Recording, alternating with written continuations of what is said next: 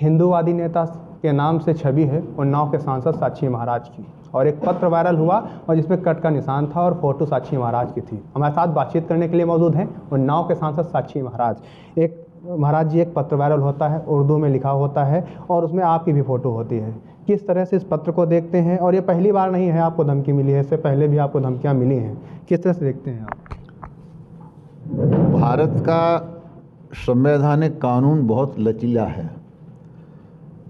इसी उन्नाव में सफ़ीपुर से एक अलगाववादी आतंकवादी ने मुझे बम से उड़ाने की धमकी दी। FIR दर्ज हुई, पकड़ा गया, जेल गया, छूट गया। विदेशों से धमकी आती है और विदेशों की धमकी के आधार पर ATS FIR दर्ज करता है, बिजनौर से गफ्फार पकड़ा जाता है और उसके बाद उसको जेल भेजा जाता है। कालांतर में उसकी जमानत हो जाती है। तो कोई कार्रवाई न होने के कारण अलगाववादियों के हौसले बहुत बुलंद हैं। अभी जो घटना घटी है, नूपुर के बयान को बहाना बना करके,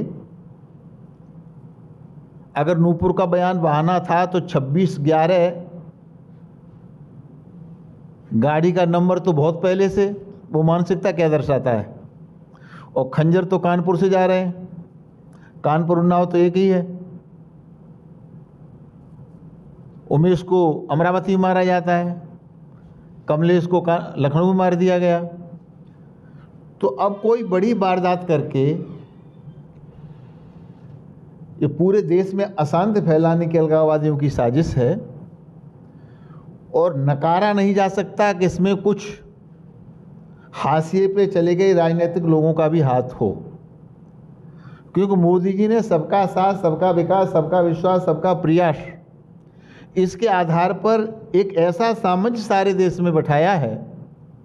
क्या हिंदू, क्या मुसलमान, क्या सिख, क्या ईसाई, क्या छोटा, क्या बड़ा, क्या अमीर, क्या गरीब, सब भाजपा के साथ हो गया मोदी जी के नाम पर, योगी जी के नाम पर, अमित शाह जी के नाम पर। लेकिन ये शांति, एकता, समरसता, भाईचारा कुछ अलगाववादियों को रास नहीं आ रहा।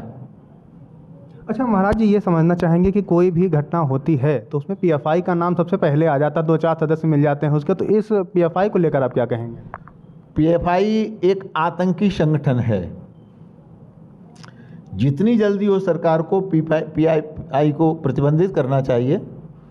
इसने मुझे भी मारने के लिए कई बार धमकियां दी और आज भी उनकी धमकियां YouTube पर हैं, देखी जा सकती हैं। और मैंने उसे गृह मंत्रालय को और मुख्यमंत्री को अवगत भी कराया है। लेकिन क्या कारण है कि इनके खिलाफ अब तक प्रतिबंध नहीं लग पाया है? और सरकार के भी संज्ञान में है कि आतंकियों को फंडिंग करती है संस्था और ये आतंकी संगठन है, देश में अस्थिरता फैलाना चाहता है। और PFI एक नहीं, ऐसे कई संगठन हैं जो भारत में अशांति फैलाना चाहते हैं, जिन्हें विकास की राह स्वीकार नहीं है। खाम कहाँ हमारे ऊपर आरोप लगाना, मोदी पर आरोप लगाना, योगी पर आरोप लगाना। अगर हमने गैस सिलेंडर दिया तो हिंदू को भी दिया, मुसलमान को भी दिया।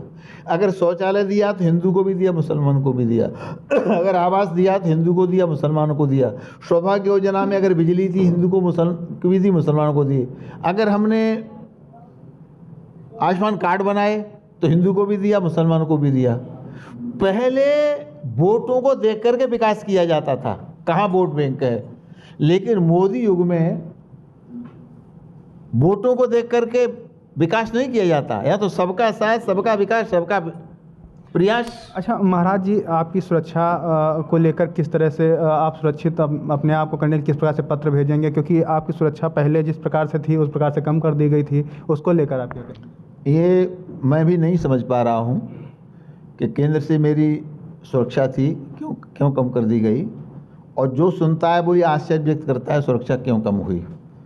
अपनी सुरक्षा को लेकर के मैं भी चिंतित हूँ। तो मैं माननीय मुख्यमंत्री जी से भी आग्रह करने वाला हूँ, माननीय गृह मंत्री जी से भी आग्रह करने वाला हूँ, और IB के डायरेक्टर से भी बात करने वाला हूँ कि आपके पास इतनी बड़ी जांच एजेंसी है, तो आप जांच करा लीजिए। अगर मेरे लिए खतरा है तो सुरक्षा मिलनी चाहिए, खतरा नहीं है तो मेरा प्रतिवेदन भी व्यर्थ है। जब सब जगह से सूचनाएं आ रही हैं, इतने प्रमाण आ रहे हैं, तो इसकी अनदेखी नहीं की जा सकती। इसके विषय में मैं चिंतित हूँ और मैं 3 या 3 जगह से अधिक जगह जहाँ भी संपर्क हो सकता है बैठ करके बात करने वाला हूँ। धन्यवाद महाराज जी। ये थे उन्नाव के सांसद साक्षी महाराज, जिन्होंने साफ तौर पर अपनी बात रखी और साफ तौर पर कहा कि PFI बैन हो, और यह भी कहा है कि अपनी सुरक्षा को लेकर देश के प्रधानमंत्री से लेकर गृह मंत्री से लेकर IB के अफसरों से बातचीत करेंगे।